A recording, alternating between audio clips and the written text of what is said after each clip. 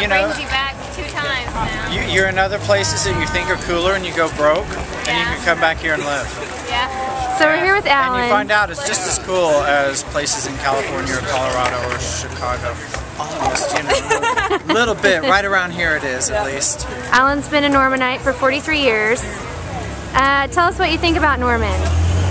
This is my home. I love it. What do you love about it? Well, I used to say it was just the people. You know, maybe Oklahoma's a little backwards, but you love the people. But the more I traveled around, I figured out there are good people everywhere, and there are rednecks everywhere. So what is it about Norman exactly? It might be the cracks in the sidewalks, some of them that I've walked across my whole life that I get to know. It could be my family, my cousins around.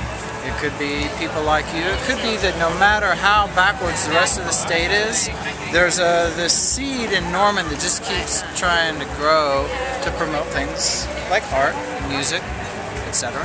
So tell us about this evolution that you've seen in Norman. Oh, recently? Yeah.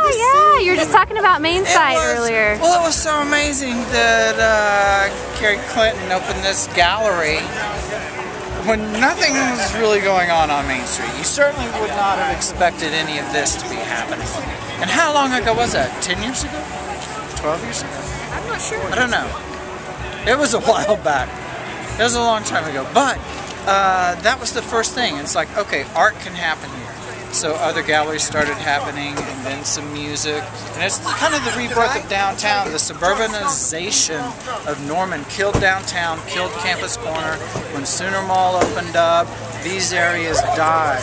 People are realizing the mistakes of the late 70s and 80s, and they're coming back to the heart of the town. And that's what we're seeing happen here. So how do you think that Norman Music Festival fits into all of this?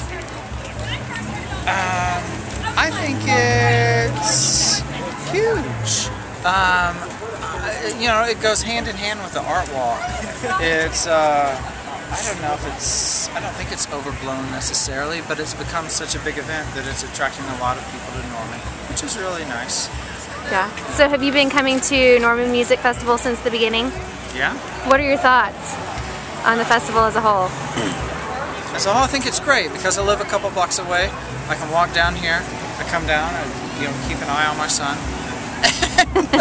And it's all good fun. Seems to like everyone's having a good time. No huge problems.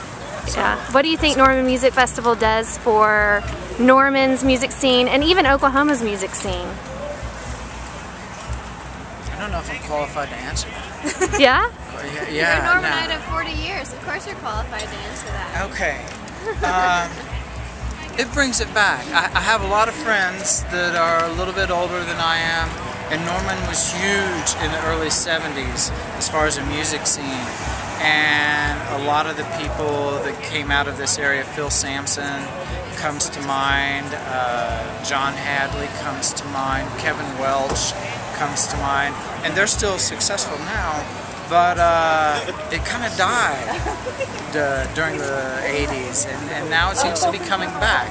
And I think this festival might be inspiring a lot of people to, you know, okay, you got ideas for writing songs, get out there and write them. And right here at the Depot, we have the Win and Win series, a lot of singer-songwriter stuff going on, which is excellent.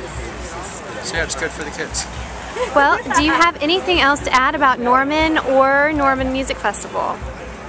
Not a thing.